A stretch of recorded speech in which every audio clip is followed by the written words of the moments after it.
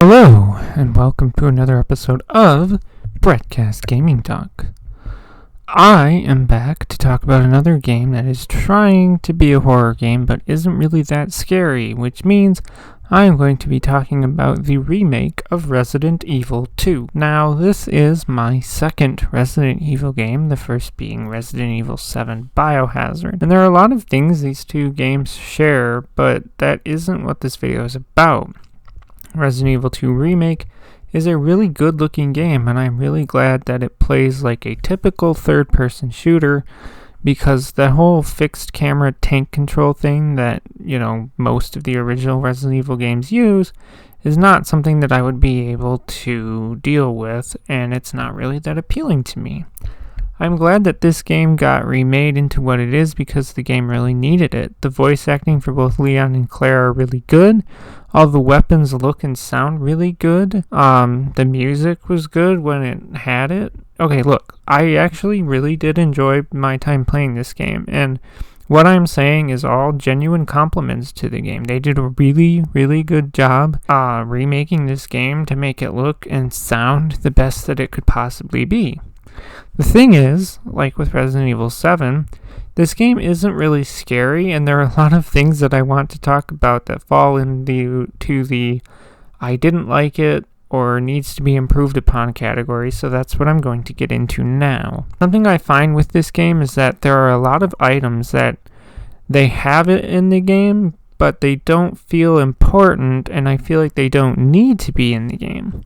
I know they were in the original, so they have to be in the remake. I hear you say that, but I really don't care if they were in the original. This is a remake, and they can make changes. For me, I never felt the need to use blue or red herbs. In terms of weaponry, I never felt that I needed to use flash grenades or frag grenades. During Leon's campaign, I didn't use the 50 caliber Magnum until the mutated Tyrant boss fight at the very end of the game. But I could have easily done that boss fight without it. I just don't think that the 50 caliber Magnum was a necessary weapon to have in the game. Speaking of Tyrant, that was definitely something I did not enjoy in this game. No, that was not something I enjoyed in this game. Tyrant was never a scary creature, but instead was an annoying headache to deal with, especially in the times where I would need to sprint past him, and I'd have the room to do so, but he would manage to land a swing on me, even though he should have missed it. I hate that you can't kill him until the end of the game, and I hate that he walks so fast towards you, and how many shots it takes to be able to just stun him, when more often than not, the Tyrant will hit me while I'm trying to stun him, which is really annoying. Look, I got my fill of roaming, unkillable enemies in Resident Evil 7 that I just didn't need more of that in this game. On the subject of boss fights and larger enemy encounters, they are all the same, and it makes things kind of boring. With all of them, you just shoot the eyeballs on the enemy until they're dead. That's really it. You don't even get a change in basic enemies until like the labs, whatever, with like the garden area, because it has those tree looking zombies. But like for Leon, the best way to deal with those was the chemical flamethrower, and for Claire, you just use your grenade launcher with the acid rounds, and it takes them down in one go. The only enemies that gave me any trouble were lickers, because they move fast, and in the case of Leon, loading the shotgun was slow, but you managed to do them anyway. Of course, Claire has the grenade launcher, which, is slower to reload, but does more damage. You just use the flame rounds on lickers, and it usually only takes one or two to get rid of them. In terms of basic zombies, they kind of got annoying because of how it felt different with the amount of shots it would take to kill a single zombie. But, I still managed, so it's all good. Something I kind of forgot to talk about in my discussion for Resident Evil 7 that applies to this game as well is the walking speed of the character in both games is so freaking slow that I really hate it. Like, no one would walk that slow in this sort of situation, and it makes no sense here. Even the so-called sprint is more of a fast walk, and in some cases, doesn't really get me away from things any quicker. It makes a lot of boss fights that much more annoying when you're trying to run past them just for them to get a slug at you because you're just too slow. It's stupid.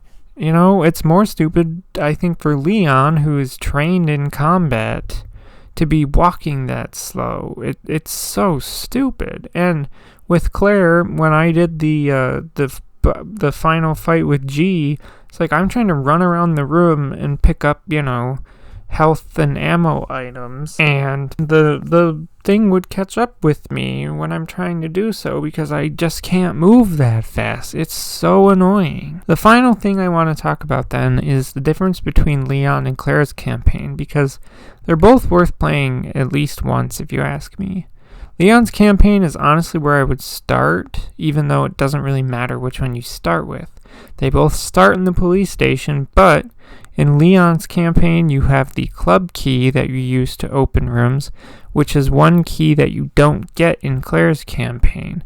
There's a part in Leon's campaign where he gets shot and you play as a section of Ada Wong, but in Claire's campaign, there's this character of Sherry, this little girl that is being held by Chief Irons in the orphanage. Also in Claire's campaign, you actually get to visit the police chief's office in the police station, which is something you don't get to do in Leon's campaign. But anyway, with Sherry, you also have a section where you have to play as her trying to escape the orphanage, which it actually ends up not going well for Irons because G shows up.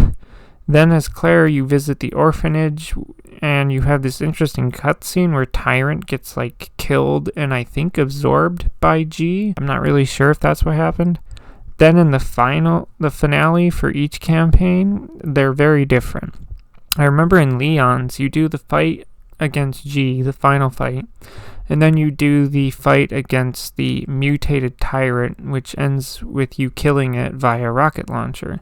In Claire's campaign, you do the final fight against G, and then you and Sherry are trying to escape via train, and then I think G appears again, in which you use a minigun to kill it and escape, though I'm not really sure if that final creature was also G. Maybe it was also Tyrant. I really don't know.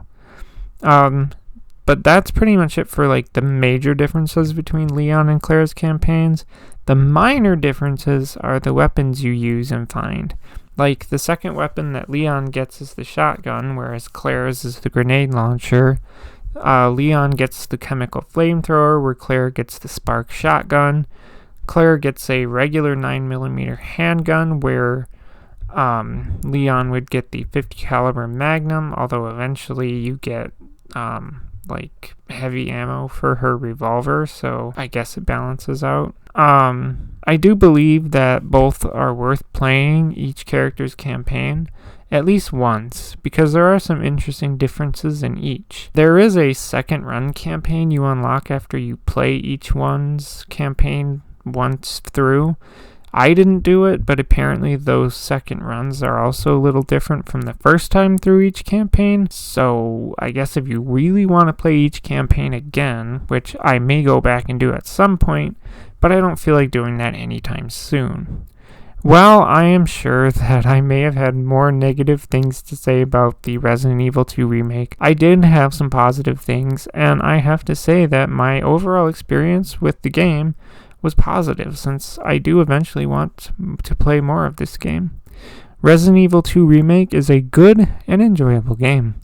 That's all I have to say, so if you like what you see and hear, feel free to subscribe. If you want to add to the conversation, leave a comment below. As always, thanks for listening, and goodbye.